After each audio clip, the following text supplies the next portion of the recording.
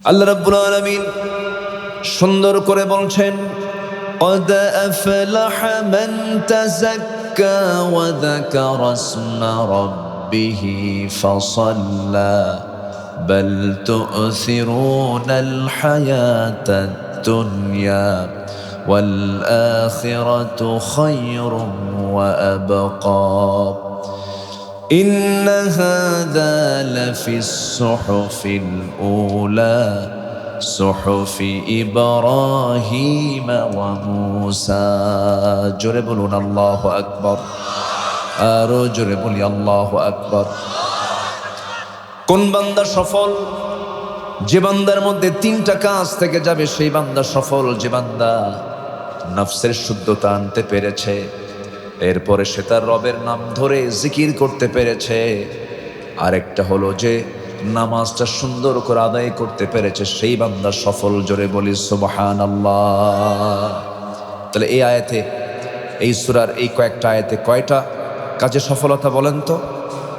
বলেন কয়টা কাজে সফলতা? তিনটা কাজ। নাম্বার 1 হলো ভিতরের দিকটা শুদ্ধ হতে হবে, নফসকে ফ্রেশ রাখতে হবে। যার নফস ফ্রেশ হবে না, শুদ্ধ হবে না, বহু আলেম ধরা খেয়ে যাবে, বহু দানবীর ধরা খেয়ে যাবে। শহীদ মর্যাদা নিয়ে দুনিয়া থেকে বিদায় নিয়েছে, কিন্তু সেদিন ধরা খেয়ে যাবে। আল্লাহ বলবেন, তুমি কি করেছ? আল্লাহ, তোমার জমিনে দিন কায়েমের সংগ্রাম করতে গিয়ে রক্তাক্ত হয়ে শহীদ হয়ে তোমার সামনে আসছে কিনা। মানুষ তোমাকে মুজাহিদ বলবে, বীর মুজাহিদ বলবে। এই লকবে খেতাব নেওয়ার জন্য তুমি যুদ্ধে গিয়েছিলে, তুমি মারা গেছো, কিন্তু আমার খুশির জন্য তুমি শহীদ হও নয়, তুমি আজকে জাহান্নামে চলে যাও। আলেমকে বলা হবে, আলেম বলবে, আল্লাহ তোমার দিন বোঝার জন্য ইলম হাসিল করেছে না, তোমাকে মানুষ আলেম বলে সম্বোধন করবে। তোমার নিয়তের বিশুদ্ধতার অভাব ছিল, মানুষ বাহবা দেবী দান করেছো, দানবীর বলে বলে তোমাকে বলবে, তুমি মানুষকে খুশি করার জন্য এগুলো দান করেছ, তোমাকে জাহান্নাম যেতে হবে। এই হাদিসটা আমাকে খুবই ভাবিয়ে তোলে মাঝে মাঝে। এজন্য সবার আগে আমাদের ট্রিটমেন্ট করতে হবে বাইরের গুলো না, আগে ভিতরেরটা। বলেন ভিতরেরটা। হিংসা যদি থাকে তাহলে ভাববো ভালো ক্যান্সার ধরছে নফসের। অবৈধ কামনা বাসনা, এগুলো নফসের ক্যান্সার। অহংকার নফসের বিশাল বড় রোগ। এই রোগগুলো নফস থেকে বের করে ফেলতে হবে, কারণ এই নফসকে যতক্ষণ শুদ্ধ না করতে পারবো আমার কোন আমল কবুল হবে না। কারণ আল্লাহ রাব্বুল আলামিন আরেক জায়গায় বলছেন, قد أفلح من زكاها وقد خاب من دساها। সফল তো সেই যে নফসকে শুদ্ধ করতে পেরেছে। আমাদের হৃদয়ে কি হিংসা কাজ করে? অনেকে চুপচাপ, মানে কোনো আওয়াজ নাই, মনে হয় আমরা সব ফেরেশতা হয়ে বসে আছি। হিংসা আছে? হিংসা কি হয়? মানুষ যার নাম হিংসা কম বেশি আসে, কিন্তু হিংসা আপনি যদি করেন, হিংসুকের কোনো দোয়া আল্লাহর ওয়াদা, আল্লাহ বলেন আমি হিংসুকের কোনো দোয়া কবুলই করি না।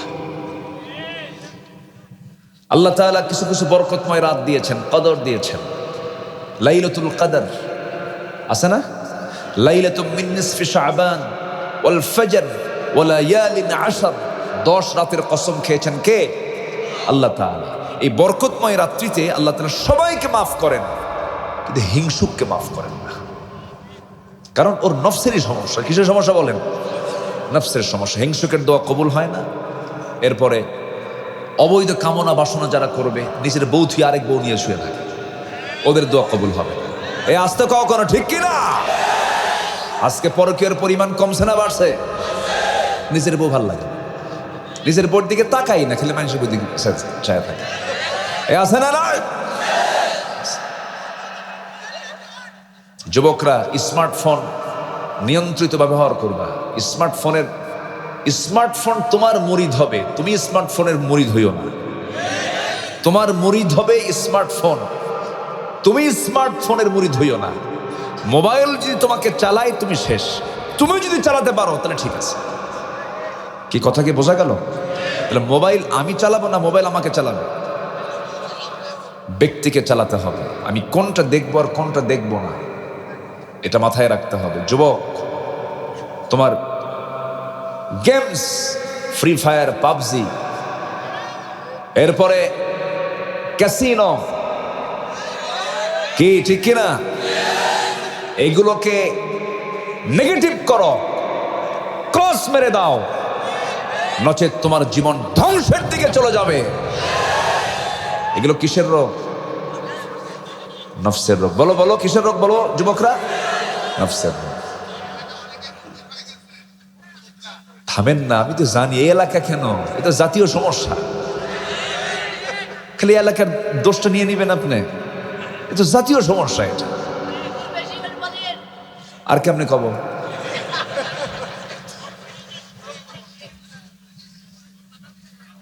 আমার মনে হয় যুবকরা মন খারাপ করতেছে। বলার দরকার কি আছে এগুলো?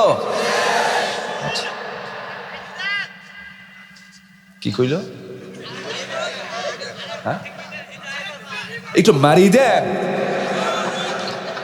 বুঝেছি তো। হেমায়েতপুরে আসছি, পাশে কিন্তু অনেক প্রেসিডেন্ট পাশে আছে, প্রেসিডেন্ট আছে, মন্ত্রী আছে, এমপি আছে।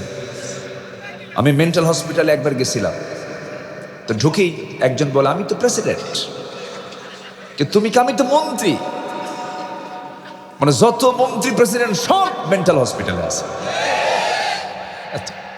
বিশাল ব্যাপার। আবার 1300 কোটি টাকা বাজেট পাস হয়েছে এটার জন্য। তবে হ্যাঁ, মেন্টালি প্রবলেম আল্লাহ যেন কোনো পরিবারে না দেয়।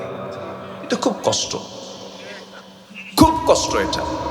আল্লাহ তুমি আমাদের মাথার রোগ থেকে, ব্রেইন ডিজিজ থেকে, মেন্টালি প্রবলেম থেকে প্রত্যেক পরিবারকে তুমি হেফাজতে রাখো। জোরে বলি আল্লাহুম্মা আমিন। মনের ভিতরে যদি ছটফট করে অশান্তি থাকে, এটা দারুণ কষ্ট। তবে হ্যাঁ, মন প্রশান্ত হবে যদি আমি আপনার আল্লাহর জিকিরটা ঠিক মতো করতে পারি। আল্লাহ রাব্বুল আলামিন বলেন, ومن أعرض عن ذكري فإن له معيشة ضنكا ونحشره يوم القيامة أعمى قال رب لم حشرتني أعمى وقد كنت بصيرا। আল্লাহ নিজে বলছেন, যে বান্দা আমার জিকির থেকে, আমার কালাম থেকে, আমার স্মরণ থেকে, আমার নামাজ থেকে যে বান্দা নিজেকে গুটিয়ে রাখবে, বিরত রাখবে, আমি তার জন্য দুনিয়ার জীবনটা সংকীর্ণ করে দেব। সুখ থাকবে না, শান্তি থাকবে না। টাকায় কি সকল সুখের মূল নাকি? ক্ষমতায় কি সকল সুখের মূল নাকি? হাসিনার কি টাকা নাই? ক্ষমতা ছিল না? সুখ আছে? আছে সুখ? মামু বাড়ি দিল্লি গিয়ে বসে আছে। সুখ আলাদা জিনিস, হৃদয়ের প্রশান্তি আলাদা জিনিস। হৃদয়ের প্রশান্তির জন্য দরকার হলো জিকির। কার জিকির বলেন? আল্লাহর জিকির দরকার। আল্লাহ বলছেন, আমার জিকির করবে তুমি, তোমার চিত্তকে আমি বরকতে ভরপুর করে দেব, শান্তি হবে, নাক ডেকে ঘুম পারবা, ঘুম হবে তোমার তৃপ্তি মতো। ফজর নামাজ পড়তে যাবে, ফজর নামাজ পড়লে পরে তোমার সারা দিনটা বরকতময় থাকবে। একটা প্রশ্ন করব, বলুন তো, কোন ওয়াক্তে আমার দেশের সবচাইতে মানুষ বাড়িতে থাকে? কারণ কোন ওয়াক্তে? ফজরে। এবং সবচেয়ে কম মুসল্লি কোন ওয়াক্তে মসজিদে পাওয়া যায়? তাহলে এই লোকগুলো যায় কোথায়? ঘুমের জগতে। কিন্তু আল্লাহ রাব্বুল আলামিন বললেন, আসসালাতু খায়রুম মিনাল মাউত। কি মাউত আয় নাও নাকি? আল্লাহুম্মা বিসমিকা আমুতু। আমুতু মানে কি? আমি কি মরতে যাই না ঘুমাতে যাই? ঘুম একটা মৌতি বলা চলে। মুয়াজ্জিন বলে দিচ্ছে, আসসালাতু খায়রুম মিনান নাওম। কিন্তু বান্দা এটাকে উল্টা বানায় দিল। কি বলে দিল? আন-নাওমু খায়রুম মিনাস সালাহ। মুয়াজ্জিন তুমি আযান দাও, আমার কাছে ঘুমটাই উত্তম নামাজ থেকে। আমি আল্লাহর কসম করে বলি, যে বান্দা ফজরের সময় মাজুর হলে সেটা ভিন্ন কথা, ওজারাত থাকলে ভিন্ন কথা, হার্টের রুগী হলে ভিন্ন কথা। হার্টের রুগীকে ডাকা যায় না। আল্লাহ বোঝেন তো, আল্লাহ সবকিছু অনুধাবন করেন, কিন্তু সুস্থ বিবেকবান সম্পন্ন মানুষ, কম বয়স্ক মানুষ, বুড়া মানুষ ছাড়া, ওজারাত ছাড়া যদি কোনো মানুষ ঘুমায়, আল্লাহর কসম করে বলি ওই ঘুমের মধ্যে কোনো বরকত থাকবে না। ওই ঘুম ওকে রোগ টেনে আনবে, অসুখ টেনে আনবে। এবং বুরিকালি উম্মতি ফি বুকুরিহা, আমার উম্মতের বরকতময় সময় হলো সকালবেলা। আমার দাদির সময় বরকত ছিল, দাদিরা কোরআন পড়েছেন, জল চকি বানিয়েছেন, জল চকি, ঠিক আছে না? এখন কি জল চকি পাওয়া যায়? এখন সেই জল চকি নাই। ভাবিরা এখন ঘুম থেকে ওঠে বেলা 11টায় মাত্র। বরকত হবে কেমনে? ভাবির বয়স 19 না হতে ডায়াবেটিস ধরে, কিন্তু আমার দাদির জীবনে কোনো ডায়াবেটিস হয়নি। কেন? উনি ফজরে উঠে কোরআন পড়েছেন, সব ঔষধ তার সকালবেলা নেওয়া হয়ে গেছে। কোরআন হলো ঔষধ। কোরআন কি বলেন?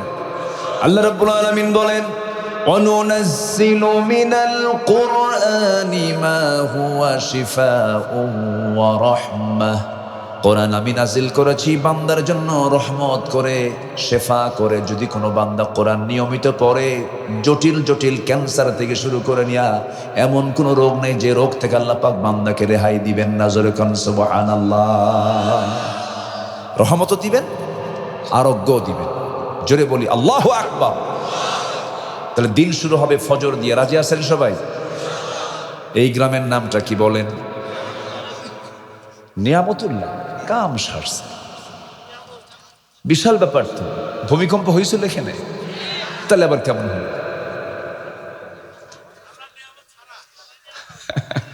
সম্মানিত ভাইয়েরা, নিয়ামত তখন হবে যখন এই নিয়ামতুল্লাহ গ্রামের ফজরের মুসল্লি যখন জোহরের চাইতে বেশি হবে। যেদিন আপনার স্ব গ্রামের মসজিদগুলো জুমার চাইতে, আসরের চাইতে, মাগরিবের চাইতে, এশার চাইতে ফজরের মুসল্লি যেদিন বেশি পাবেন আপনি, সেদিন আপনি হলফ করে বলতে পারবেন আপনার গ্রামে কোনো মাদক, নেশা, গেমস, অসামাজিক পর্দাহীনতার কোনো পরিবেশ থাকবে না। তাহলে আপনার গ্রামের মসজিদ ভরাবে কে? আল্লাহ দেখেন, আল্লাহ ভরায় দেবে না।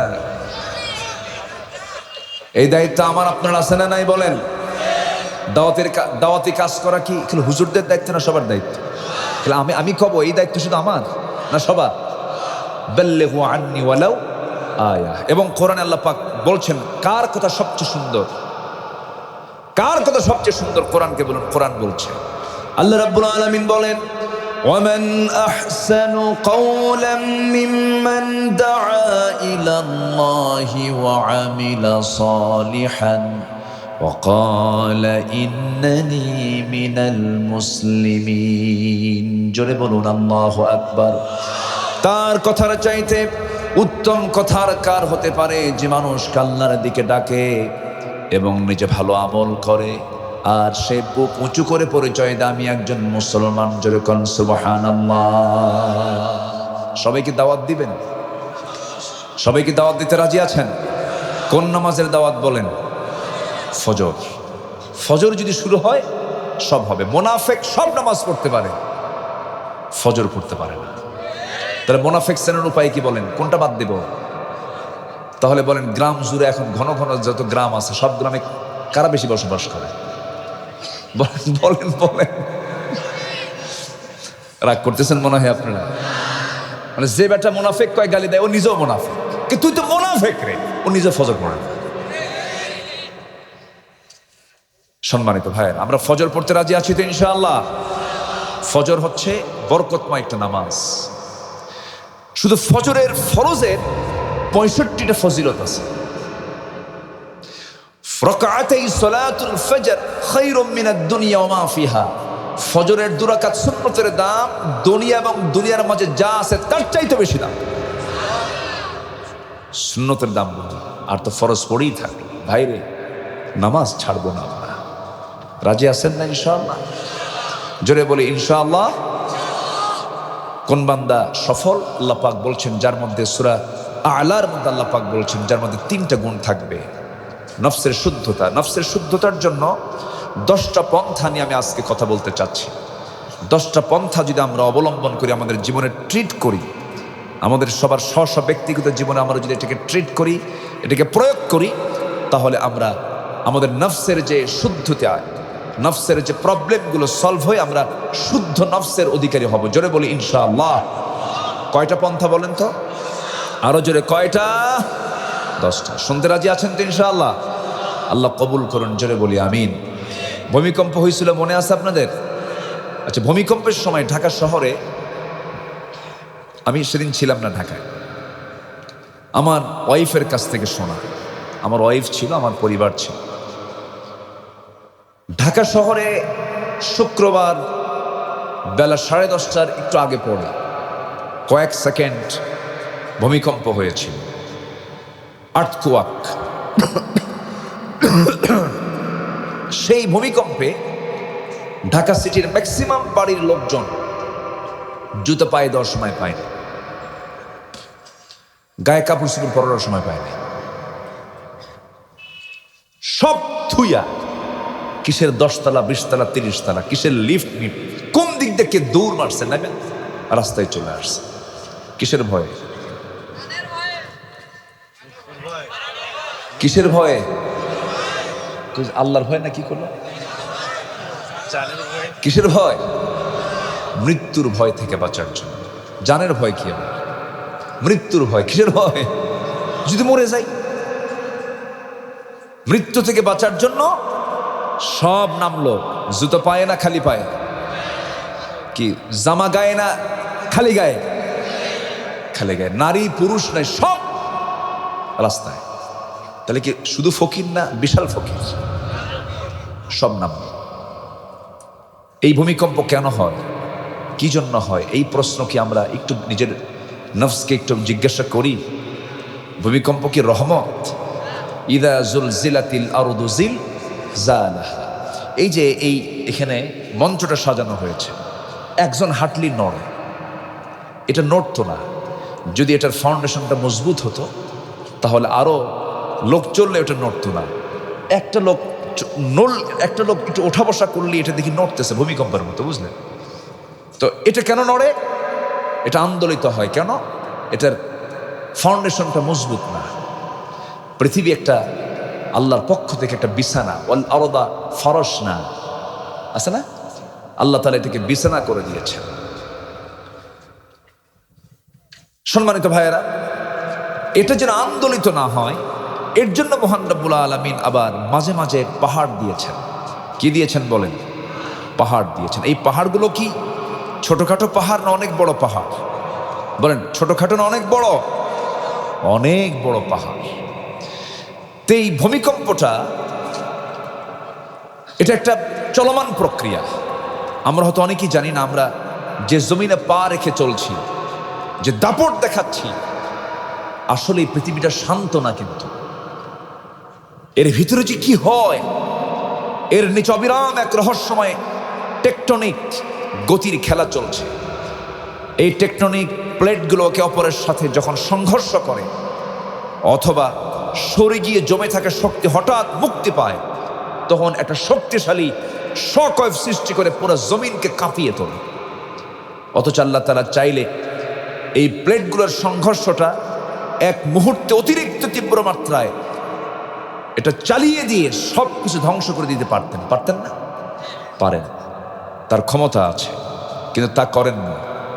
11 সেকেন্ডকে যদি 1 মিনিট রূপ দিয়ে 5.7 না করে যদি 8.7 করা হতো, ঢাকা শহর আগামী 100 বছরেও আবার এই চিত্রে ফিরে আসা সম্ভব ছিল না। ক্ষমতা কার? আসতে বলবেন না, ক্ষমতা কার?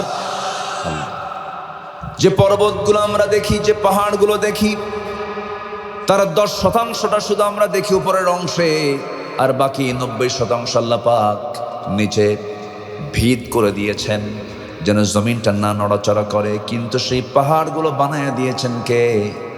কেটে সমান বানায় কে? আল্লাহ। কেটে সমান আল্লাহ বানায়, আমরা সমান করে ফেলি, পাহাড় কাটি। আমার বন্ধু আল্লাহ রাব্বুল আলামিন বলেন, وألقى في الأرض رواسي أن تميد بكم وأنهارا وسبلا لعلكم تهتدون জোরে বলুন আল্লাহু আকবার। জমিনে তিনি স্থাপন করেছেন সুদৃঢ় পর্বতমালা পেরেকের মতো করে, যেন তোমাদের নিজ জমিনটা হেলে না যায়। কি না যায়? হেলে না যায়। তাহলে পাহাড়গুলো আমার আপনার জন্য প্রয়োজন না অপ্রয়োজন? প্রয়োজন। এটাকে পেরেকের মতো করেছেন। টিন আটকানোর জন্য কি লাগায়? পেরেক লাগায় না? তো আল্লাহ তাআলা জমিনকে যেন না নড়াচড়া করে, আল্লাহ পাক পাহাড়গুলোকে পর্বতগুলোকে পেরেকের মতো করে দিয়েছেন। যেরকম আল্লাহু আকবার। আমরা একটা অশান্ত জমিনে বসে আছি, না জেনে আবার কখন কি হয়। এই জন্য আমাদের উচিত সর্বক্ষণ আমাদের ঠোঁটে, আমাদের মুখে কার জিকির নিয়ে আসা। আসতে বলবেন না, কার জিকির নিয়ে আসা? আল্লাহর জিকির নিয়ে আসা। আমার দায়িত্ব হচ্ছে শেষ নিঃশ্বাস পর্যন্ত আল্লাহর জিকির করে যাওয়া। আল্লাহ কবুল করুন, জোরে বলি আমিন। কারণ আমার চোখকে দিয়েছেন, আজ থেকে আমার চোখকে দিয়েছেন, আমার কানকে দিয়েছেন, আমার নাককে দিয়েছেন। চোখের মধ্যে পানি দিয়েছেন কে? কানের মধ্যে কিছু ময়লা আছে না? ওই ময়লাগুলোকে কি বলে? খোল, গরুর খাবার। এটা কি বলেন? এটা হচ্ছে ইয়ার ওয়াক্স, কানের ময়লা না। এটা হচ্ছে কানের হচ্ছে একটা গিরিজ। যেরকম কোনো বিয়ারিং যদি জাম লেগে যায়, জং আসে, তখন এটাকে কি করে? গিরিজ করে, মোবিল দিয়ে এটাকে পরিষ্কার করে। আল্লাহ পাক কানের মধ্যে ওটা রেখে দিয়েছেন, এটা কানের সুবিধার জন্য, কান যেন ভালো থাকে। এই জন্য আল্লাহ পাক কিছু পিচ্ছিল এটা দিয়েছেন তিক্ত করে। এটার কিন্তু স্বাদ কিন্তু তিতা। খাইছেন কখনো? এটা খাওয়া যায় না, তবে স্বাদ হচ্ছে তিতা। এটা মিষ্টি না। যদি মিষ্টি হতো আপনি ঘুমায় পড়তেন। মিষ্টি আছে যেখানে পিঁপড়া আছে, সব পিঁপড়া জমা হতো সলিমুদ্দিন 2 কানে। সমস্যা হয়ে যেত। কান ঠিক করবেন না, আপনি ঘুম পারবেন। এই জন্য কানের ময়লা আল্লাহ পাক তিক্ত করেছেন। চোখের পানি কি করেছেন বলেন? মিঠা না লবণ? বলেন মিঠা না লবণ? দেহ কয়টা? দেহ কিন্তু একটা। চোখের জায়গায় আল্লাহ পাক লবণ করে দিলেন। লবণ কেন করলেন? লবণের জন্য করলেন, বান্দা তোর চোখের মধ্যে, চোখ তো বাহিরে থাকে, চামড়াটা ঢেকে থাকে, চামড়ার মধ্যে ভেইনগুলো আছে, রক্তগুলো আছে, হাড়গুলো আছে, প্যাকেট এটা। কিন্তু চোখ তো প্যাকেট নয়, চোখ তো বাহির করা, খুব সূক্ষ্ম স্পর্শকাতর জায়গা চোখ। এই চোখের মধ্যে সহজেই জীবাণু ঢুকে যাবে, তুই রোগী হয়ে যাবে, চোখ কানা হয়ে যাবে। এই জন্য মহান রব্বুল আলামিন চোখকে জীবাণু মুক্ত রাখার জন্য 24 ঘন্টা মলম হিসাবে চোখের পানি কালা রব্বুল আলামিন লবণ করে দিয়েছেন। যেরকম সুবহানাল্লাহ। গলায় ব্যথা হলে ডাক্তার কি গার্গিল করতে বলে? কি দিয়া বলেন? লবণ পানি দিয়ে গার্গিল করতে বলে। কোনো জীবাণু ধ্বংস করার জন্য লবণ লাগে, সেই লবণ জাতীয় জিনিস চোখের মধ্যে দিয়েছেন। সকালবেলা যখন ঘুম থেকে উঠি আমরা, চোখের 2 কোণায় কি থাকে? ওটার নাম কি কন? এলাকায় কি কয়? এটা শুনি না। কেত। হ্যাঁ, যদি আমরা একটু ঘৃণা লাগে কারো চোখের কোণায় আছে, ভাই এটা সরাইয়া দাও। কিন্তু আপনি কি জানেন, পৃথিবীর কোনো টাকা পয়সা দিয়ে আপনি এই মলম পাবেন না। আপনার বডিতেই মেশিন দিয়ে আল্লাহ রাব্বুল আলামিন এই মলমটা বানায় দিয়ে মহান রাব্বুল আলামিন প্রত্যেক সকালবেলা আপনার চোখ আল্লাহ রাব্বুল আলামিন ফ্রেশ করে পাঠায় দেন। যেরকম সুবহানাল্লাহ। আর সেই চোখ দিয়ে পরের বসায় থাকে। চোখটা ঠিক রাখলেন কে? আর ছায়া থেকে কার বইয়ের দিকে? নিজের বইয়ের দিকে তাকাবেন। নিজের বইয়ের দিকে তাকালে যত তাকাবেন তত সওয়াব। নতুন বিয়ে করছে, 3 দিনও যায় নাই, মন খারাপ কেন? কি হয়েছে তোর? মন খারাপ কেন? বউটা আমার কালো। কেন? সুমনের বউ দেখতে কত সুন্দর। দেখেন, নজর গেছে সুমনের বউ। অন্যের বউয়ের দিকে নজরে গেলে কি নিজের বউ কখনো সুন্দর হয়? নিজের বউকে সুন্দর রাখতে হলে অন্য কোনো নারীর দিকে তাকানো যাবে না। কষ্ট পাচ্ছেন নাকি আপনারা? এই চোখ, এই নাক, এই কান, এই গলা, পদ্মা, মেঘনাম, যমুনা যত বড় তার চাইতে বড়। এত অর্গান আল্লাহ এত কিছু রেখে দিয়েছেন। এগুলো বলতে গেলে তো ঘন্টার পর ঘন্টা লেগে যাবে। মানুষ প্রতি মিনিটে 60 সেকেন্ডে মানুষ তার চোখের পলক ফেলে হলো 15 থেকে 20 বার। শুধু পড়েই না, প্রতিটা বার পড়ার সময় অশ্রু থেকে লিকুইড ছড়িয়ে দেয় পুরো চোখে। এর ফলে চোখ থেকে আর্দ্র ধুলাবালি, ক্ষতিকর জীবাণু থেকে মুক্ত। পলক হলো চোখের প্রাকৃতিক একটা ওয়াইফাই, যা ঘুমের মধ্যেও চোখের সুরক্ষা নিশ্চিত করে। প্রতিদিন আমাদের চোখ থেকে 1 মিলিলিটার তৈরি হয় অশ্রু, যেরকম সুবহানাল্লাহ, যা স্বচ্ছ অথচ অত্যন্ত কার্যকর এক তরল পদার্থ। এই অশ্রুর মধ্যে থাকে লাইসোজাইম নামের এক প্রাকৃতিক অ্যান্টিবায়োটিক, যা চোখকে ব্যাকটেরিয়ার আক্রমণ থেকে রক্ষা করে। সুবহানাল্লাহ বলা যাবে না? আমরা দুঃখ পেলে, কষ্ট পেলে, ব্যথা পেলে চোখ থেকে কি বের হয়? পানি বের হয়। এই পানিটা আবার চোখের বাইরের অংশে এসে পুষ্টি এবং অক্সিজেন সরবরাহ করে, চোখের জলকে রক্ষা করে শুকিয়ে যাওয়া ক্ষয় ব্যাকটেরিয়াল সংক্রমণ থেকে। কারণ চোখের কর্নিয়াতে কোনো রক্তনালী থাকে না। আল্লাহু আকবার বলবেন না? আমাদের এই 2 চোখে 27 কোটি 40 লাখ ফটো রিসেপ্টর আছে। এই ফটো রিসেপ্টর শ্রমিক, আল্লাহর নিয়োজিত শ্রমিক। আল্লাহু আকবার। সম্মানিত ভাইয়েরা, এত চোখের কথা বললাম। কান আরবি স্বাদ, নাক আরবি স্বাদ, জিহবার যে স্বাদ দিয়েছেন, জিহবার চতুর্দিকে লালা দিয়েছেন কে? আসতে বলবেন না, কে দিয়েছেন? কে দিয়েছেন? এই লালার স্বাদ কেমন? কয় সেই লালার স্বাদ কেমন? ওটা কি মিষ্টি লাগে না তিতা লাগে না কি লাগে? পাইনিশা মানে কোনো স্বাদ নাই? হ্যাঁ ঠিক আছে, ফাইন কথা। কোনো স্বাদহীন করেছেন চোখে। মুখের লালাকে স্বাধীন করার কারণ হলো যে কোনো স্বাদ আসলেই এটা অ্যাকসেপ্ট করবে যে এটাই স্বাদ। সুবহানাল্লাহ বলবেন না? যেরকম সুবহানাল্লাহ। আমাদের চোখে, আমরা যে চোখে তাকায় থাকি, এই চোখে আল্লাহ পাক 1 কোটি রং, 1 কোটি রং দেখার মতো ভিন্ন ভিন্ন মাত্রা দিয়েছেন। যেরকম সুবহানাল্লাহ। আমরা কি এত রং দেখছি জীবনে? 1 কোটি রং আমরা দেখতে পারবো এই 2 চোখ দিয়া। কেউ তো সুবহানাল্লাহ বললেন না ভাই। আল্লাহ লালাকে স্বাধীন করেছেন। এই লালা রাত্রেবেলা থাকে না, শুকায় যায়। আস্তে কয়, থাকে না শুকায় যায়? থাকে না শুকায়, এটা টের পাওয়া যায় বালিশে যখন লালাগুলো পড়ে। বালিশ মাইকা শেষ, লালার কাছ থেকে 24 ঘন্টা করছেন কে? আসতে বলবেন না, কে? আল্লাহ। শুধু আমাকে চালান আল্লাহ না সবাইকে চালান? সবাইকে চালান। আচ্ছা, মশাকে আমরা ভয় পাই না মশা আমাকে ভয় পায়? মশারে টাঙ্গায় কে? হ্যাঁ বলেন, মশা টাঙ্গায় না আমরা টাঙ্গাই? তাহলে মশা থেকে বাঁচার জন্য চেষ্টা কার? আমাদের চেষ্টা। চিন্তা করেন, মশা ছোট্ট একটা প্রাণী, অথচ তা থেকে বাঁচার জন্য আমরা কত চেষ্টা করি। এই মশাকে স্টাডি করে আজকে ক্যামেরার যে ড্রোন ক্যামেরা আছে, ড্রোন ক্যামেরা, এই সমস্ত ক্যামেরাগুলো আবিষ্কার হয়েছে এই মশার টেকনোলজি ইউজ করে। যেরকম সুবহানাল্লাহ। মশার চোখ কিন্তু সাধারণ চোখ না, এটা একটা কম্পাউন্ড আই, মুভিং আই, চতুর্দিকে দেখেও। আল্লাহু আকবার বলেন। ছোট্ট একটা প্রাণী, সেখান থেকে শতাধিক ক্ষুদ্র লেন্স একসঙ্গে কাজ করে। এটাকে, এই টেকনোলজি ব্যবহার করেছে আজকে ডিফেন্স ড্রোন, সেলফ ড্রাইভিং কার, রোবোটিক ভিশন সিস্টেম বিভিন্ন জায়গায়। এই মশাই হয়ে গেছে এখন আধুনিক প্রযুক্তির একটা বিশাল বড় মাধ্যম। আল্লাহ 1500 বছর আগে এই মশার কথা বলে দিয়েছেন কোরআনে কারীমের মধ্যে। যেরকম সুবহানাল্লাহ। কিছু সিরিজ তৈরি হয়েছে মশার সুরকে স্টাডি করে।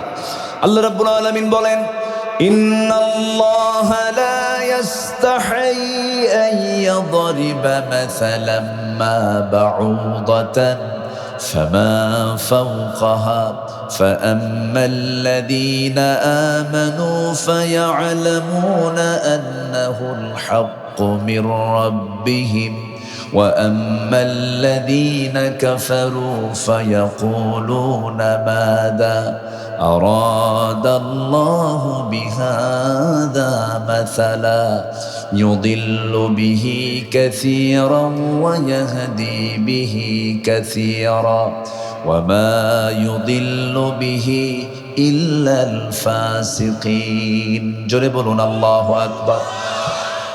শুধু এখানেই শেষ নয়, এই মশার মুখে আমরা যে সুরের মতো একটা সূচ দেখি, যা সহজে চোখে দেখা যায় না। এর মধ্যে 6টা ভাগ আছে। কয়টা ভাগ আছে বলেন? 6টা ভাগ। ওই সুরটা এত চিকন চোখে পড়ে না, ওর মধ্যে আবার 6টা অংশ আছে।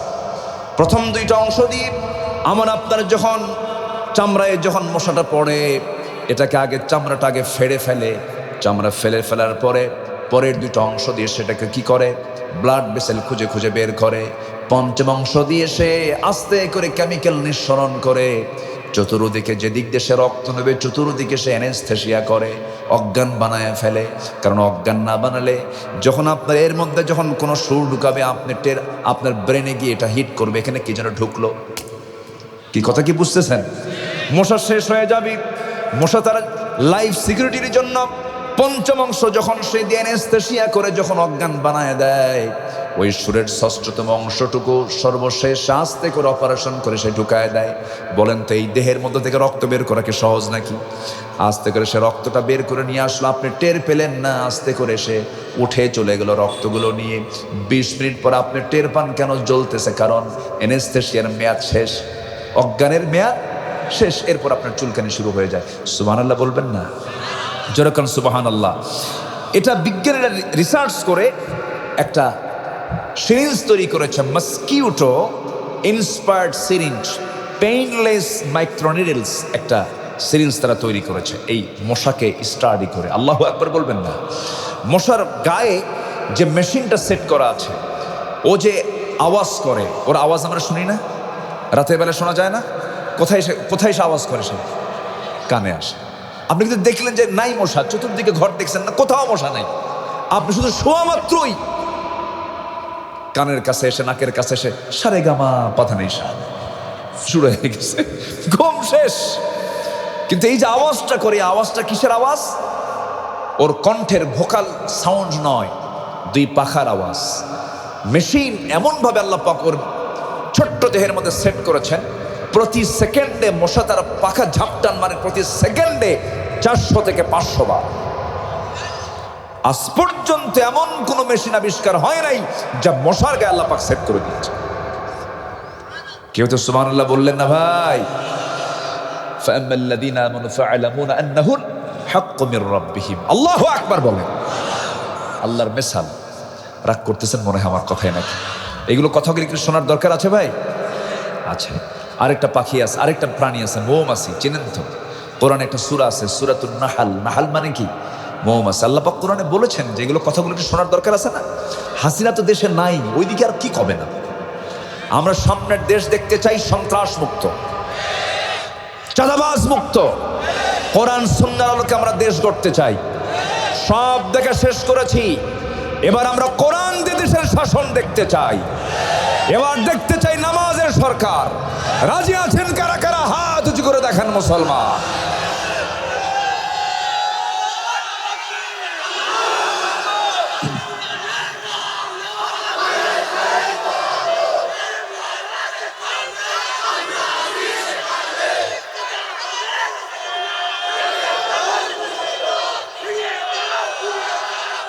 আল্লাহ কবুল করুন, জোরে বলি আমিন, আরো জোরে আমিন।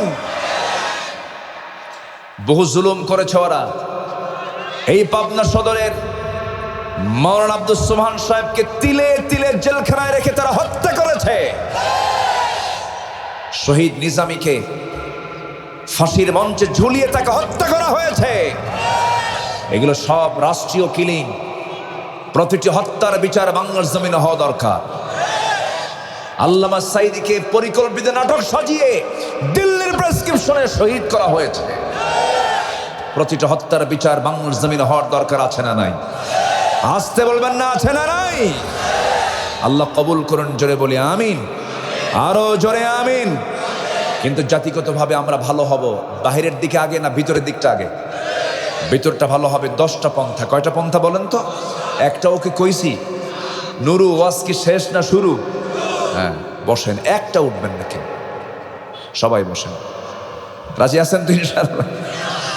ভয় পায়েন না। আমি খুব অসুস্থ। আমি গত 24শে নভেম্বর থেকে 29শে নভেম্বর পর্যন্ত মঞ্চে আমি কথাই বলতে পারিনি। আমার কণ্ঠ বসা ছিল, ভোকাল সাউন্ড বের হচ্ছিল না, ডেলিভারি হচ্ছিল না। আল্লাহ কি না পারেন। আল্লাহকে বললাম, আল্লাহ এই জাতি কথা শুনবে, তুমি একটু কথা বলার সুযোগ দিয়ে দাও। ঠান্ডা লাগছে, বুকে কফ জমলে তো গলা বসে যায়। গলা বসে যায় না? গলা বসে যায়। কমিটিকে বলি, ভাই আমি যাব না, হুজুর আপনি আসেন, ওয়াজ করার দরকার নেই, শুধু মঞ্চে শোডাউন দিয়ে যান। কি করবেন, যাই শোডাউন দিয়ে চলবে। কথা বলতে পারছিলাম না, কষ্ট হচ্ছিল। আপনাদের দোয়ায় আল্লাহ একটু সুস্থ করে দিয়েছেন। বলি আলহামদুলিল্লাহ, জোরে বলি আলহামদুলিল্লাহ। আল্লাহ আমাদের প্রত্যেককে বদনজর থেকে বাঁচান, সকল রোগ থেকে হেফাজত করেন, জোরে বলি আল্লাহুম্মা আমিন। তাহলে 10টা পন্থায় আমরা নফসকে শুদ্ধ করতে পারবো, জোরে বলি ইনশাআল্লাহ। 1 নম্বর হলো তওবা। 1 নম্বর কি বলেন তো? তওবা। কেবল 1 বললাম, আরো 9টা আছে, শুনে এরপরে বাড়ি চলে যাব। ফজর নামাজ না পড়লেও চলবে। ফজর পড়বেন তো সবাই? আল্লাহ কবুল করুন, জোরে বলি আমিন। এই যে আকাশ দিয়ে পাখি ওড়ে, পাখি ওড়ে না? আচ্ছা, পাখিকে যদি আমরা বিমান বলি ভুল হবে? আসতে কয় ভুল হবে? আচ্ছা, কোনটা বেশি সুন্দর বলেন তো? এই যে আমরা বিমান দেখি, এটাই বেশি সুন্দর না পাখি বেশি সুন্দর? পাখির ল্যান্ডিং করতে কোনো সমস্যা আছে? আর আমাদের বিমানগুলো কত সমস্যা, রাডার ঠিক নাই, ড্রাইভারের সমস্যা, পাইলটের সমস্যা, তেল গেছে, ওই গেছে, চাকা গেছে, ক্রাশ। আর কি সুন্দর পাখি, আল্লাহু আকবার, যেরকম সুবহানাল্লাহ। কি সুন্দর করে গোটা জমিন বিভিন্ন জায়গা থেকে বিভিন্ন খাবার টাবার নিয়ে খাওয়া দাওয়া সম্পূর্ণ করে আস্তে করে সে তার বাসায় প্রবেশ করে, আল্লাহু আল্লাহু জিকির করতে করতে। সুবহানাল্লাহ।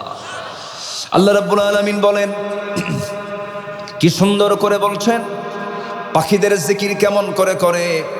আলাম তারা আন্নাল্লাহা ইউসাব্বিহু লাহু মান ফিস সামাওয়াতি ওয়াল আরদ ওয়াত তায়রু সাফাত কুল্লু ক্বাদ আলিমা সালাতাহু ওয়া তাসবিহাহু ওয়াল্লাহু আলিমুম বিমা ইয়াফআলুন। জোরে বলুন আল্লাহু আকবার।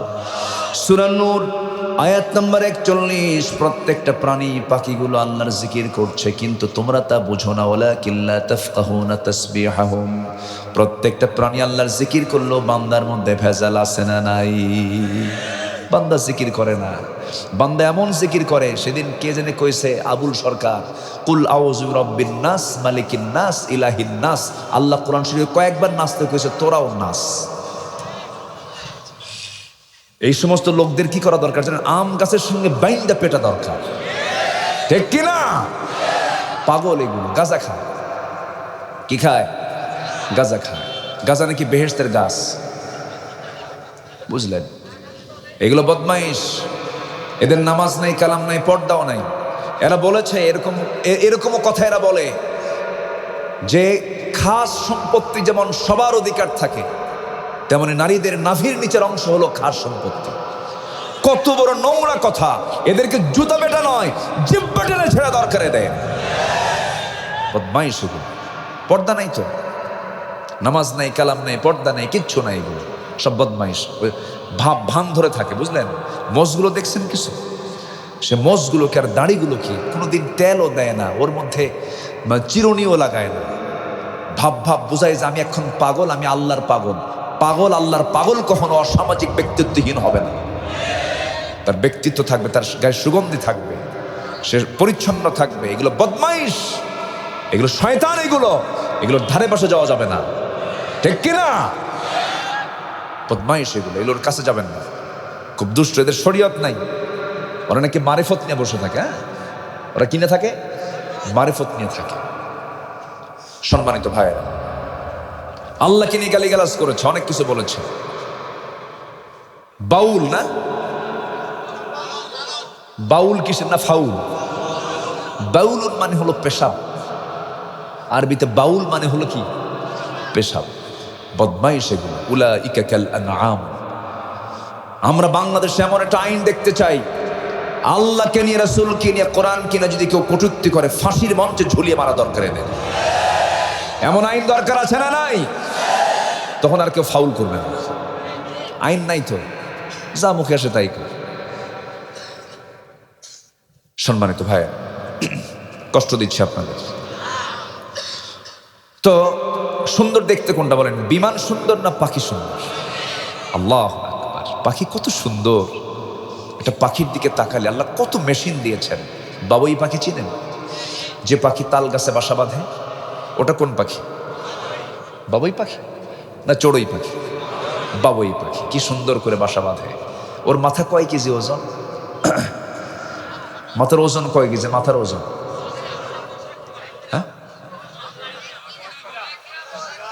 ছোট্ট মাথা, মোটর দানার মতো ব্রেন। মোটর দানা, মোটর দানা চেনেন তো? মোটর দানা, মাথা তো আছে এতটুকু, ওর মধ্যে আবার ব্রেন যতটুকু, ছোট্ট একটা মোটর দানার মতো। কি তার সাইন্টিফিক ব্রেন যে বাসাটা বানায়। বাবুই পাখির যে বাসাটা, এই বাসাটা পৃথিবীর সব ইঞ্জিনিয়ার এক জায়গায় করে কি বানাতে পারবে বাসা? কি ডিজাইন তার! বেডরুম, কমন রুম, আবার ড্রয়িং রুমও আছে, সোফা সেটও আছে। কেউ তো সুবহানাল্লাহ বললেন না। পর্দা পুশি দেওয়া আছে। কোনো বন্ধু আসলে পরে বেডরুম থেকে পুরুষ বাবুই পাখি বাইরে বের হয়ে বন্ধুর সাথে, অতিথির সাথে ঠোঁটের সাথে ঠোঁট মিলায় বলে, কাইফা হালুকুম, কেমন আছো তুমি? ভালো। তো শোনো, ভিতরে কিন্তু বউ শুয়ে আছে, পর্দার পরিবেশ নষ্ট করা যাবে না, সোফা সেটে যেখানে বস, ভিতরে যাবি না। আল্লাহু আকবার। এরা ইসলাম মানে। ওয়ালাহু আসলামা মান ফিস সামাওয়াতি ওয়াল আরদ তাওআন ওয়া কারহা। যেরকম সুবহানাল্লাহ। মানুষের মধ্যেই সমস্যা। এই আমার অমুক বন্ধু আসছে, যা দরজা খুলে দে। আছে না এরকম? আছে না? বউ আগায় দেওয়া কিছু পুরুষ আছে না? বউ আগায় দেয়। আবার বউটা নিয়ে মানুষকে দেখাতে খুব পছন্দ করে। R15-এ স্বামী ওঠে, সামনের সিটে বসে, ড্রাইভিং সিট হলো আন্ডারগ্রাউন্ড, আর প্যাসেঞ্জার সিট হলো তিনতলা। তিনতলায় বউকে উঠায়া চুল টুল ছেড়ে দিয়া, লাল লিপস্টিক লাগায়া দিয়া, লাল একখান শাড়ি পরায়া দিয়া, টিবনিয়ার মোড় থেকে মারে একখান টান একদম বেড়া পর্যন্ত। আছে না নাই? তাও হুন্ডা। কোন হুন্ডা? R15, কিন্তু ওটার আওয়াজ কম, ইঞ্জিন সাউন্ড খুব কম। যদি স্যালেঞ্জার লাগানো থাকে তখন মেকার কি বলে, স্যালেঞ্জার খুলে দে, ফাটা আওয়াজ দরকার, যেন আমার বউকে যেন সবাই দেখতে পারে, বউ হচ্ছে আমার জাতীয় সম্পদ। যেরকম নাউজুবিল্লাহ। এরকম বদমাইশ আছে না নাই? এগুলো করা যাবে না। একটা পাখিও হুকুম মানে কার? আমরাও হুকুম মানবো কার? দেখেন, একটা পাখি আছে, যে পাখিটা নাম হচ্ছে প্যারেগ্রিন ফ্যালকন পাখি। প্যারেগ্রিন ফ্যালকন পাখিটা এত দ্রুতগামী, এটাকে রকেট বার্ড বলে। 400 কিলোমিটার তার ঘন্টার গতিবেগ। 400 কিলোমিটার। একটা চিতাবাঘ ঘন্টায় দৌড়ায় হলো 112 কিলোমিটার। 112 কিলোমিটার দৌড় একটা চিতাবাঘ। সেখানে একটা পাখি ফ্যালকন প্যারেগ্রিন, সে ঘন্টায় 400 কিলোমিটার দৌড়ায়। এত জোরে সে বাতাসকে নিয়ন্ত্রণ করে যাচ্ছে, তার তো লাঞ্চ ফেটে শেষ হয়ে যাওয়ার কথা। লাঞ্চ ফাটে না কেন? ওই নাকের ভিতরে একটা শক্ত হাড়ের ট্যাপ আল্লাহ পাক বসায় দিয়েছে। বাতাসটা আগে ওই হাড়ে গিয়ে ধাক্কা খায়, এরপর গতিটা কমে যাওয়ার পরে লাঞ্চে ওই বাতাসটা ঢুকে যায়। ঠিক একই ট্যাপ, এই প্রযুক্তি ব্যবহার করেছে আজকে বিমানের মধ্যে। কেউ তো সুবহানাল্লাহ বললেন না। তাহলে অবদান মূলত কার? আসল ইঞ্জিনিয়ার কে? আসল ইঞ্জিনিয়ার কে? আর আমরা সব নকল ইঞ্জিনিয়ার। আমরা সব কি? কপি। Copy engineer. কি ইঞ্জিনিয়ার বলেন? কপি। আল্লাহর সৃষ্টি নিয়ে একটু আমরা নাড়াচাড়া করি। সম্মানিত ভাইয়েরা, আমরা কিচ্ছুই করতে পারিনি, আমরা সৃষ্টি নিয়ে নাড়াচাড়া করছি। আসল ইঞ্জিনিয়ার, আসল সৃষ্টিকারী তিনি আমার কে? তার সামনে আমরা মস্তক অবনত করবো। জোরে বলি ইনশাআল্লাহ। আমার বন্ধুগণ, নফসকে শুদ্ধ করার জন্য এক নাম্বার যে পন্থা, সেটা হলো তওবা করব। আমরা তওবা করব কার কাছে? তওবা মানে হলো ফিরে আসা। ভুল করেছে আর জীবনে ভুল করব না। জোরে বলি ইনশাআল্লাহ। ভুল নাই কার? হাত তোলেন। ওই দেখেন, ভুল নাই, হাত তুলছে। ভুল নাই, ভুল নাই একমাত্র কার? আসতে বলবেন না, কার? আল্লাহর কোনো ভুল নাই। বাকি সবার মধ্যে ভুল আছে না নেই বলেন তো? আছে। মানুষ যার নাম, তার মধ্যে ভুল থাকতেই পারে, ভুল থাকবে, ফাউল করবই আমরা। ফাউল ছাড়া কোনো উপায় আছে আমাদের বলেন তো? খালি ভুল। ভুলই আমাদের যোগ্যতা। আদম আলাইহিস সালাতু ওয়াস সালাম জান্নাতে থাকলেন, আল্লাহ বললেন লা তাকরাবা হাদিহি শাজারা, গাছের নিকটে যায় না। ফাআযাল্লাহুমা শাইতান, শয়তান পদস্খলন দিয়া একদম গাছের কাছে নিয়ে চলে গেল।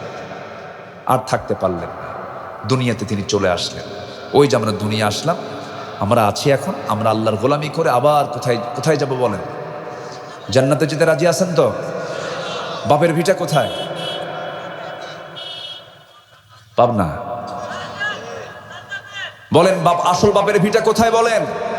জান্নাত। আমরা জান্নাতে গিয়ে আমরা সেখানে গিয়ে আমরা তৃপ্তি মতো খাবো, ঘুরবো। ঘুম তো নাই ভাই, জান্নাতে কোনো ঘুম থাকবে না। জোরে কোন সুবহানাল্লাহ। ঘুম তো লস। সেখানে খাবার খাবো এমন যে খাবারে কোনো পেশাব পায়খানা হবে না। কেউ তো সুবহানাল্লাহ বললেন না। তাহলে পেশাব পায়খানাও নাই, ঘুমও নাই। আর দুনিয়া হলো পেশাবের জায়গা, পায়খানার জায়গা আর ঘুমের জায়গা। দুনিয়ার রোগ বিরোগ কত কি, জান্নাতের মধ্যে এগুলো কিচ্ছু থাকবে না। জান্নাতে 4টা নহর থাকবে, 4টা প্রস্রবণ থাকবে, মধু, দুধ, পানি আর শরাব। যা পান করলে যৌবন কখনো হারাবে না, কোনোদিন বুড়া হবে না, চামড়া কুঁচকে যাবে না, সৌন্দর্য লাবণ্য দিন দিন আর উজ্জ্বল হতে থাকবে। কি চাচা, ভালো লাগলো? বুড়া হবে না কিন্তু। কি বুড়া হতে মন চায় বলেন তো? বুড়া হতে মন চায়? বুড়া মানুষ মনে মনে খেলে ভাবে লাইতা শাবাবি ইয়াউদ, আহারে আমার যৌবন যদি ফিরে আসতো। ঠিক কিনা? এটা কার? এটা কার? এটা ওয়াজ করতেছে তো, টানবেন, বোঝে না। আচ্ছা, তাহলে সেই জান্নাতের 4টা শরাব সবাইকে খাবেন, 4টা নহর সবাই খাবেন, সবাইকে পান করতে রাজি আছেন? মধুর মধু কি কি কি বলেন? মধুর নদী, মধুর নহর। 1 নম্বর কি বলেন? মধু, পানি, দুধ। পাবনায় দুধ আছে না নাই? পাবনায় আসলে পরে যেই মানে মাহফিল কমিটি আমাকে পায়েস না খাওয়ায়, আমি মনে করি ওটা কৃপণ। ঠিক আছে না? আপনারা রাখছেন নাকি? খাই নাই এখন। পাবনার মানুষ 1 মণ দুধে মাত্র 1 কেজি চাল দেয়। জাল দিতে দিতে এত সুন্দর ঘন পায়েস বানায় ফেলে। এই খাবারটা যে পেটে হজম হয়, ওটা পেট হলো আন্তর্জাতিক পেট। দুর্বল পেটে এটা হজম হবে না। তা আমি জরিপ করে দেখছি 64 জেলার ভিতরে সবচেয়ে শক্তিশালী পেট হলো পাবনার মানুষের পেট। বলি আলহামদুলিল্লাহ। ভালো পেট ঠিক থাকলে দুনিয়া ঠিক। বলি আলহামদুলিল্লাহ, জোরে বলি আলহামদুলিল্লাহ। তো মধু, দুধ, পানি এবং শরাব থাকবে, এক্সট্রা শরাব। সেই শরাবটা কিন্তু দুনিয়ার পচা শরাব না, দুনিয়ার পচা মদ না। আল্লাহ পাক জান্নাতে যে শরাবটা দিবেন, সেই শরাবটা হবে হচ্ছে ফ্রেশ শরাব, যা পান করলে যৌবনটা ডাবল হয়ে যাবে। যদি বলি সুবহানাল্লাহ। আর দুনিয়ার মদ খেলে তাল না মাতাল, সিথিয়ে পড়ে যায়, লিভার পচে যায়, লিভার নষ্ট হয়ে যায়, চোখ লাল হয়ে যায়, দেখেই মনে হয় পাক্কা মদখোর। কিন্তু জান্নাতের শরাব পান করলে পরে জান্নাতের চেহারা ফুটে উঠবে। জোরে বলি আল্লাহু আকবার। কিন্তু শর্ত হলো তওবা করব কার কাছে? আল্লাহর কাছে। ভুল হয়ে গেছে, মাফ চেয়ে নিন। এক মহিলা জেনা করে ফেলেছিলেন, সাহাবী নবীর কাছে এসে বলছেন, ইয়া রাসূলুল্লাহ, আমি তো জেনা করে ফেলেছি। না তুমি জেনা করো নাই। না হুজুর, আমি সত্যি জেনা করে ফেলেছি। না তুমি করো নাই। হুজুর, আমি জেনা করেছি, আমি তো সাক্ষী। রাসূল বলেন, পেটে বাচ্চা আসছে? হ্যাঁ, বাচ্চা আসছে। সন্তান ডেলিভারি হয়ে আসো। হুজুর, বাঁচবো তার গ্যারান্টি কি? যাও, দোয়া করে দিলাম। চলে গেছেন বাড়িতে। সন্তান ডেলিভারি হওয়া পর্যন্ত অপেক্ষা করলেন। সন্তান ডেলিভারি হলো। সন্তানটা রেখে 2 দিনের মাথায় নবীর কাছে এসে বলছে, হুজুর, সন্তান ডেলিভারি হয়ে গেছে, আপনি আমার উপর আইনটা কার্যকর করে দেন। জেনার শাস্তি চূড়ান্ত হলো তাকে দুনিয়া থেকে বিদায় করে দেওয়া। এই হুকুমটা কার? কারণ সে নিজেও রোগী, আরও সে রোগ ছড়াবে। জেনা আছে যেখানে, রোগ আছে সেখানে। অবাধ যৌনাচার মানে নতুন নতুন রোগের উৎপত্তি। দুনিয়াতে আছে না নাই বলেন তো? HIV, সিফিলিস, গনোরিয়া সব যৌন রোগের মূল কারণ। এগুলো যৌন থেকে এসেছে, এগুলো যৌন রোগ। এগুলো যুবকরা, অপবিত্র নাপাক কোনো পন্থা তোমার অবলম্বন করবা না, তুমি নিজে ধ্বংস হয়ে যাবা। পর্নোগ্রাফিতে আসক্ত হবা না, এগুলো ওপেনলি কথা বলা দরকার। দেখবা না তোমার ফ্রন্টাল সেলগুলো সব ধ্বংস হয়ে যাবে, তুমি বুদ্ধিহীন হয়ে পড়বে, তুমি অকালে তোমার যৌবন নষ্ট করে ফেলবে। তুমি তাকাবা না এগুলোর দিকে, চোখটাকে পর্দায় রাখবে। সম্মানিত ভাইয়েরা, সেই মহিলা বললেন, হুজুর, আমি আপনার কাছে আসছি, আপনি শাস্তিটা দিয়ে দেন। সন্তান কি জীবিত? হ্যাঁ, জীবিত। উপায় নেই, হাউলাইনি কামিলাইন, সন্তানটা ডেলিভারি হয়েছে, দুধ খাওয়াও, যাও। হুজুর, আমি বাঁচবো কেমন, যদি মরে যাই? কেন দোয়া করে দিলাম, যাও। দেখেন আসামি বিচারকের কাছে আসতেছে, পুলিশ নিয়ে আসে না, আসামি নিজেই আসে। কার ভয়ে? আসতে বলবেন না, কার ভয়ে? আর আমার দেশে আসামি ধরার জন্য পুলিশ আগে ফোন দেয়, এই ধরতে আসতেছি কিন্তু। কি কথা কি বুঝতেছেন? মানে এত চোর আমার দেশের মনে, বুঝলেন? মানে এত বুদ্ধি চুরির আমার দেশে, মারাত্মক অবস্থা। আল্লাহ তুমি আমাদেরকে চৌর্য বৃত্তি থেকে, মিথ্যা থেকে আল্লাহ এই জাতিকে হেফাজত করো, জোরে বলি আল্লাহুম্মা আমিন। মালয়েশিয়ার এক পুলিশের সাথে আমার পরিচয় হয়েছে, কথাবার্তা বললাম। তো আমি মালয়েশিয়া একটা প্রোগ্রাম ছিল, তো ওই দেশের পুলিশরা ঘুষ খাওয়া কি বুঝতো না, আমার দেশের লোক শিখাইছে কেমনে ঘুষ খাওয়া। এত মানে তেলবাজ আমার দেশের মানুষ, বুঝলেন? তেল মারতে পারে, ব্যাপক তেল মারতে পারে। তেল মারা যার মুখে বেশি দেখবেন, ওর মুখে মাটি মারবেন, ঠিক কিনা? সামনে কোনো প্রশংসা করা জায়েজ নাই, এটা মাথায় রাখবেন। তামান নবীজি বললেন, যাও সন্তান লালন পালন করো। ওই মহিলা 6 মাসের মাথায় সন্তানকে টোটালি দুধ বন্ধ করে দিয়া অন্য খাবারের প্র্যাকটিস গড়ে তুলে সন্তানকে টোটালি দুধ বন্ধ করে ফেলে সন্তানকে কোলে করে নিয়ে তৃতীয়বারের মতো রাসূলের কাছে চলে আসছেন। এসে বলছেন, ইয়া রাসূলুল্লাহ, সন্তান তো ডেলিভারি হলো, 6 মাস বয়স হলো, সন্তান তো দুধ খাওয়া বাদ দিয়েছে, অন্য খাবারের অভ্যাস গড়ে উঠেছে, আজকে তৃতীয়বারের মতো আপনার কাছে আসলাম, আপনি আমাকে দেরি না করে তাড়াতাড়ি আমার উপর আইনটা কার্যকর করে দেন, আমি যেন আল্লাহর আদালতে জিনাকারীর কাতারে না দাঁড় হই, দুর্নীতির শাস্তিটা হয়ে যাক। ফারজুমুহুমা নাকালাম মিনাল্লাহ, আপনি আমার উপর আইনটা কার্যকর করে দেন। রাসূল বলছেন, সন্তানটা আমার হাতে তুলে দাও। সন্তান রাসূল হাতে তুলে নিলেন। এরপরে বলছেন, সাহাবীরা, এই যে সন্তানটা দেখতে পেতেছো, এই সন্তানের লালন পালনের দায়িত্ব যে বান্দা গ্রহণ করবে, আমি রাসূল এবং সেই সাহাবী ফাইয়া ফিল জান্নাতি কাহাতাইন, 2 নখের দূরত্বে জান্নাতের মধ্যে অবস্থান করব। জোরে কোন সুবহানাল্লাহ। দৌড় মেরে কয়েক সাহাবী চলে এলেন, সন্তানকে নিয়ে চলে গেলেন। রাসূল বলছেন, নিয়ে যাও মহিলাকে, বুক পর্যন্ত পুঁতে রেখে পাথর মেরে শেষ করে দাও। সাইয়েদনা আলী পাথর মারতেছিলেন, সেই কথাগুলো নবীর কাছে এসে বলছেন, হুজুর পাথর যখন মারছিলাম ওই মহিলার কিছু রক্ত এসে আমার গায়ে ছিটকে লাগলো, নাপাক রক্ত। রাসূল বলছেন, আলী কার রক্ত কি নাপাক রক্ত বলো, তুমি কি জানো? ওই মহিলার রক্ত জমিনে স্পর্শ হওয়ার পূর্বেই মহান রব্বুল আলামিন তাকে জান্নাতের মেহমান বানায় নিয়েছেন। জোরে কোন সুবহানাল্লাহ। আর বলতে যেও না আলী, জানাজার আয়োজন করো, আমি তার জানাজা পড়াবো। রাসূল এই মহিলার জানাজা অংশগ্রহণ করলেন, জানাজা নিজে পড়ালেন। এরপরে বলছেন, ও সাহাবীরা, কিছুক্ষণ আগে যে মহিলার জানাজা হয়ে গেল, যদিও সে জেনার শাস্তিতে দুনিয়া থেকে বিদায় নিয়েছে, কিন্তু এই মহিলা জীবনের শেষ সময় পর্যন্ত যে পরিমাণ তওবা করেছে, এই তওবা যদি মদিনার 70 জন গুনাহগারদের মাঝে যদি বন্টন করে দেওয়া হতো, প্রত্যেককে মাফ করে মহান রব্বুল আলামিন 70 জনকে জান্নাত দিয়ে দিতেন।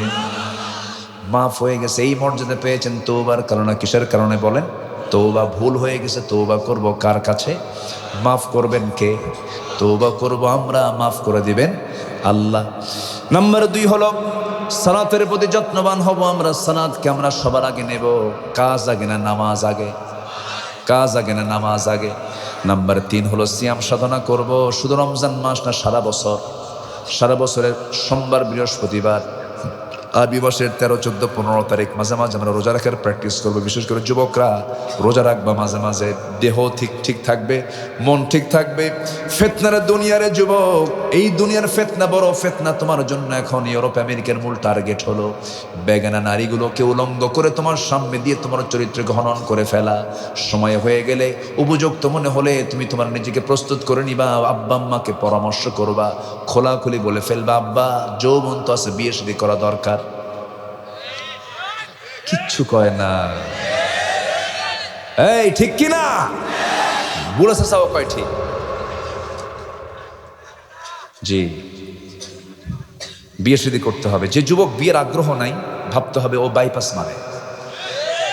যুবকদের বিয়ের আগ্রহ থাকার দরকার আছে না নাই? রাসূল বিয়েতে উৎসাহ দিতেন বেশি, কারণ বিয়ে যেখানে বেশি হবে, জেনার গন্ধ সেখানে থাকবে না। জেনা বন্ধ করার উপায় কি বলেন? বিয়ে। বিয়ে হলো হালাল, জেনা হলো কি? হারাম। আল্লাহ মুরব্বীকেও বোঝার তৌফিক দিয়ে দাও, যেরকম আমিন। মুরব্বীরাও বোঝে না, এই কও ঠিক না? মুরব্বীরা বোঝে না, খালি আগে নিজের পায়ে দাঁড়া, ওকে অন্যের পায়ে দাঁড়ায় আছে নাকি? যুবকরা হয়তো অনেকে খুশি হয়েছে, হুজুর মনের কথা কইছেন, আব্বা আসছে এই জায়গায়, বিয়ে শাদী করা দরকার। নাম্বার 4 হলো জিকির করা। কার জিকির করা? কার জিকির করা? আল্লাহর জিকির করা। এক সময় না সব সময়, এক সময় না সব সময়। আল্লাহ রাব্বুল আলামিন বলেন, আল্লাযীনা আমানু ওয়া তাতমাইন্নু কুলুবুহুম বিযিকরিল্লাহ আলা বিযিকরিল্লাহি তাতমাইন্নুল কুলুব। মনের প্রশান্তি আসে একমাত্র কার জিকিরে? বলেন আল্লাহ। যেরকম আল্লাহ, ইয়া আল্লাহ, ইয়া রহমান। শান্তি আসে না? কি মজা পাওয়া যায়, কি শান্তি পাওয়া যায়।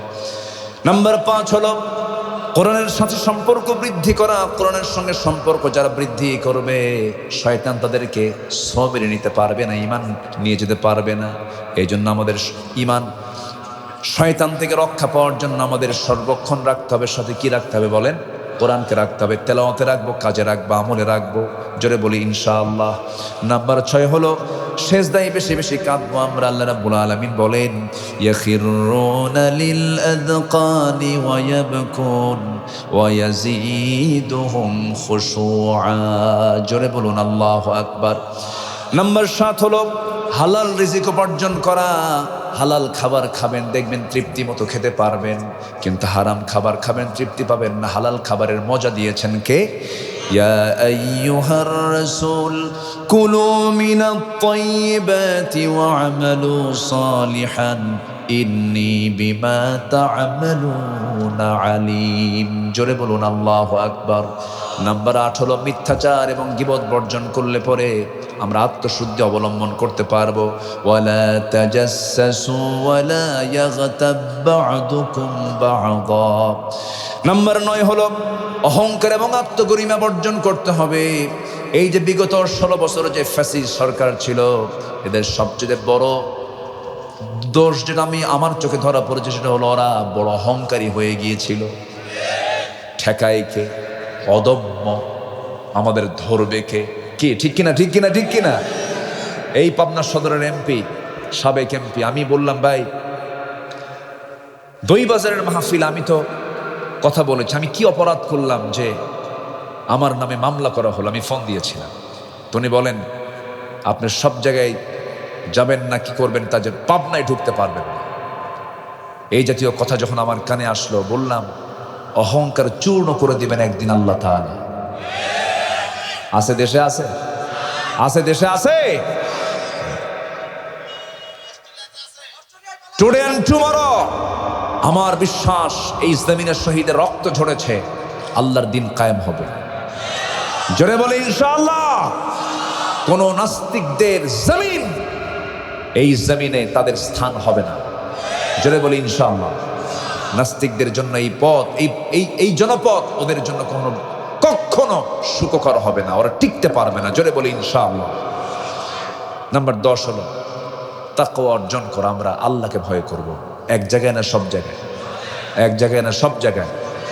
আর কোরআনকে আমরা সবসময় লালন করব। কোরআন আমার প্রথম, কোরআন আমার শেষ। এটা যদি সাথে থাকে, আমাকে পথভ্রষ্ট করার মতো কোনো অপশক্তি পৃথিবীর কেউ খুঁজে পাবে না। কোরআন এই মাদ্রাসায় পড়ানো হয়, বলি আলহামদুলিল্লাহ। আমার না দিলটা আজকে ভরে গেছে। 13 জন হাফেজ। আল্লাহ পাক আমাকে একটা ছেলে দিয়েছে। তো ছেলেটা যেদিন হাফেজ হয় আমাকে ডাকে, আমাকে বলল যে আপনার প্রতিক্রিয়া কি বলেন। আমি বললাম, উস্তাজরা, ওস্তাজ বৃন্দ, আমার সন্তানের যারা ওস্তাজ, আমি আপনাদেরকে সম্মান করে বলছি, আজকে আমার সন্তানের হাতে যে কোরআনটা তুলে দিয়েছেন, সিনায় যে কোরআনটা আপনারা তুলে দিয়েছেন, আল্লাহর মেহেরবানিতে চেষ্টা করে, আমাকে যদি গোটা দুনিয়ার সব কিছু আমার হাতে তুলে দেওয়া হতো, যতটুকু না খুশি হতাম তার চেয়ে বেশি খুশি হয়েছি আমার সন্তানটা হাফেজ হতে পেরেছে। হাফেজের বাপ হন, আলেমের বাপ হন, আল্লাহওয়ালার বাপ হন, দেখবেন অনেক মজা পাবেন, অনেক তৃপ্তি পাবেন। ডাক্তারের বাপ হয়েছেন, ভালো, সমস্যা নেই, কিন্তু হাফেজ ডাক্তার হোক। ইঞ্জিনিয়ার বাপ হয়েছেন, হাফেজ ইঞ্জিনিয়ার হোক, রডের বদলে বাঁশ দেবে না।